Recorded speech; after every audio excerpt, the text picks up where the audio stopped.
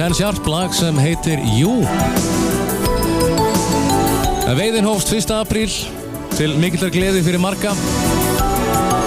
Og fyrsti veiðidagurinn í Brúará var 1. apríl og spóastaðasvæðið var þó lítið stunda þann dag vegna veðurs. En helgina nýttu veiðimenn við ána ágætt veður til að leita að bleikjunni. Og þeir sem voru við veiðar helgina náðu 8 stykkjum að bleikju og 1 urriða. Og fyrstum náðu þeir við Brúna, Hrafnakletta og í Kerlingavík. Þetta er spennandi, skemmtilegt. Nú veiðin hófst í Eldvatni í Meðallandi þann 1. apríl, eins og algengt er með sjóbirtingsár á Suðurlandi. Veðrið var frekar leiðilegt fyrsta daginn, en menn hafa verið að veiða vel helgina. Þetta ágætis veður og veðrið í dag einstaklega gott. Og við Varmá er menn að veiða á fullu og á línunni er Emil Gústafsson. Veiðumaður mikill, blessaður og sæll. Blessaður. Hvernig er stemningin við ána? Hún er bara nokkuð góð. Veðrið allavega skemmir ekki fyrir. Það er alveg æðislegt veður. Hvernig hefur gengið í morgun?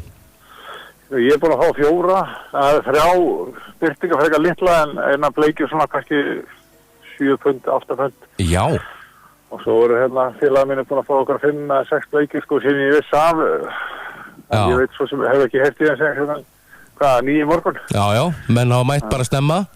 Já, við vorum byrjað klukkan 7. Það sjálfsögðu. Það er sem sagt, það er nóg líf, það er nóg fiski í ánni.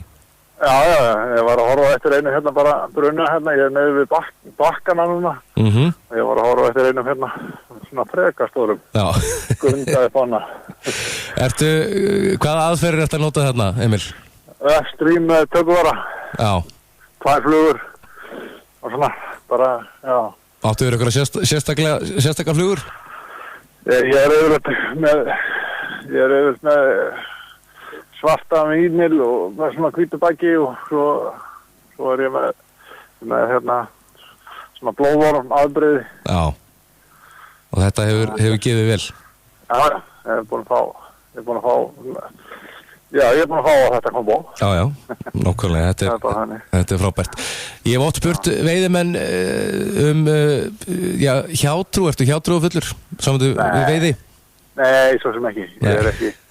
Ég er ekki þannig, sko. Þú ferð ekki alltaf í sömu sókana eða eitthvað svona? Nei, ekki alveg.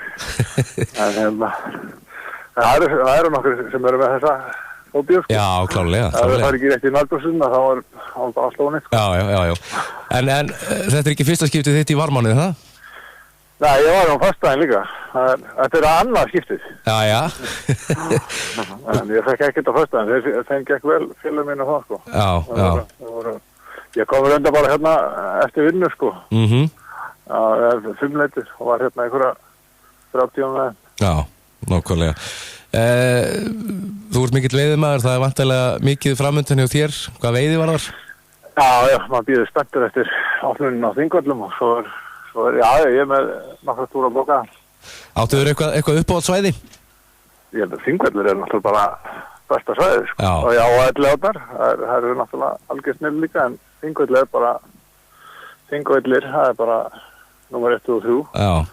Ég er það svona 30-40 dag á sömurinn, sko. Já, takk fyrir það.